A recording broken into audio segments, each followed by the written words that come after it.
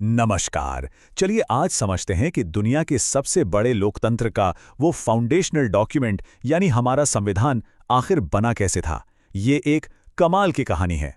जरा सोचकर देखिए, एक नया नया आजाद देश जिसमें करोड़ों लोग हैं, उनके लिए एक संविधान लिखना है। कितनी बड़ी चुनौती रही होगी ये, जिसका सामना हमारे नेताओं को आजादी के फौरन बाद करना पड़ा। आखिर शुरुआत कहाँ से की जाए? तो इसका हल क्या निकला? संविधान सभा ने एक बहुत ही जीनियस तरीका अपनाया। उन्होंने इस पहाड़ जैसे काम को छोटे छोटे हिस्सों में यानी कि स्पेशलाइज्ड कमिटीज में बांट दिया। तो इस पूरी कहानी को हम 4 हिस्सों में समझेंगे। पहले देखेंगे कि ये काम असल में कितना विशाल था। फिर मिलेंगे संविधान के मुख्य शिल्पकारों से। फिर जानेंगे कि एक ड्राफ्ट से ये कानून कैसे बना। और आखिर में उस ऐतिहासिक तारीख की बात करेंगे जिसने सब कुछ तय कर दिया। चलिए तो शुरू करते हैं पहले पड़ाव से, एक विशाल कार्य, और ये देखते हैं कि इसके लिए देश के सबसे बेहतरीन दिमागों को कैसे एक साथ लाया गया। तो इस बड़े काम के लिए कुल 8 बड़ी कमेटियां बनी। और देखिए जरा कि इन्हें कौन लीड कर रहा था। देश के सबसे बड़े नाम जवाहरलाल नेहरू देख रहे थे केंद्र की ताकत और संविधान से जुड़े मामले। तो दूसरी तरफ सरदार पटेल के पास थी प्रांतों और मौलिक अधिकारों जैसी बड़ी जिम्मेदारी। और हाँ, इन सब में एक कमेटी पर खास नजर रखिएगा, ड्राफ्टिंग कमेटी। और इसके चेयरमैन थे डॉक्टर बी.आर. अम्बेडकर। ये नाम और ये कमेटी, जैसा कि हम देखेंगे, सबसे ज्यादा महत्वपूर्ण साबित हुई। और यहाँ एक बहुत ही मजेदार बात है, पता है? जो छोटी छोटी कमेटियां थीं, उनमें से कुछ के अध्यक्ष तो संविधान सभा के सदस्य भी नहीं थे। ये बात साफ दिखाती है कि मकसद सिर्फ एक था, काम के लिए सबसे सही इंसान को चुनना, चाहे वो कोई भी हो। तो चलिए अब कहानी के दूसरे हिस्से में चलते हैं, संविधान के मुख्य शिल्पकार। और जैसा मैंने कहा था, अब सारी नजरें होंगी ड्राफ्टिंग कमेटी पर। क्योंकि देखिए, कमेटियां तो बहुत सारी थीं, लेकिन उन सब में से एक ऐसी थी जिसका काम सबसे जरूरी था, सबसे अहम। जी हाँ, ड्राफ्टिंग कमेटी। 29 अगस्त 1947 को ये कमेटी बनी और इसके कंधों पर सबसे बड़ी जिम्मेदारी डाली गई। जितनी भी बहसें हुई थी, जितने सुझाव आए थे, उन सबको मिलाकर एक नया संविधान, एक ड्राफ्ट तैयार करना। इस जबरदस्त टीम में 7 लोग थे। इन्हें हम संविधान के 7 शिल्पकार भी कह सकते हैं।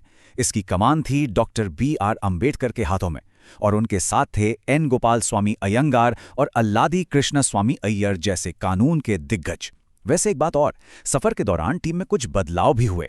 जैसे बी.एल. मित्तर की जगह एन. माधर राव आए और डी.पी. खेतान के निधन के बाद टी.टी. कृष्णमाचारी टीम में शामिल हुए। अच्छा, तो अब आते हैं तीसरे और बहुत ही जरूरी हिस्से पर, प्रारूप से कानून तक। ये देखते हैं कि ये पूरी मेहनत आखिर रंग कैसे लाई। इस पूरी प्रक्रिया में डॉक्टर अंबेडकर का जो रोल था, जो उनकी दलीलें थीं, वो इतनी मजबूत और इतनी जरूरी थीं कि उन्हें सम्मान से भारत के संविधान का जनक कहा जाने लगा। ये दिखाता है कि वो इस पूरे मिशन के दिल में थे। ये पूरा सफर बहुत ही व्यवस्थित था। फरवरी 1948 में पहला ड्राफ्ट आया और उसे देश के सामने रख दिया गया ताकि लोग उस पर चर्चा करें, अपने विचार दें। लोगों से मिले फीडबैक के बाद अक्टूबर 1948 में दूसरा ड्राफ्ट पेश किया गया और फिर 4 नवंबर 1948 को आखिरी ड्राफ्ट सभा में पेश हुआ, जिस पर महीनों तक एक एक क्लॉज पर बहस चली। और आखिरकार 26 नवंबर 1949 को इसे पास कर दिया गया। और जानते हैं कमाल की बात क्या है?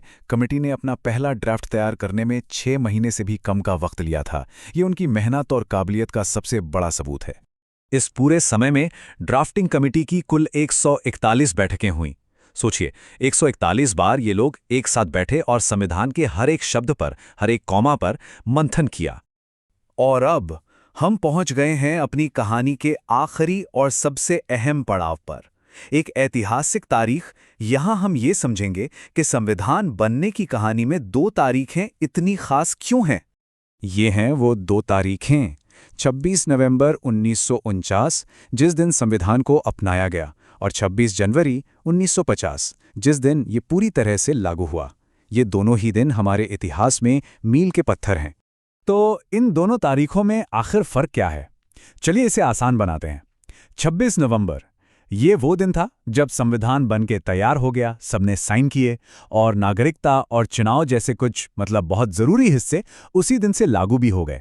इसीलिए इसे हम संविधान दिवस के रूप में जानते हैं। लेकिन पूरा देश इस नए कानून के हिसाब से चले, इसके लिए इंतजार किया गया 26 जनवरी 1950 का। उस दिन बचा हुआ पूरा का पूरा संविधान लागू हुआ और भारत सही मायनों में एक गणराज्य बना। और इसीलिए वो है हमारा गणतंत्र दिवस। लेकिन एक सवाल उठता है, 26 जनवरी ही क्यों?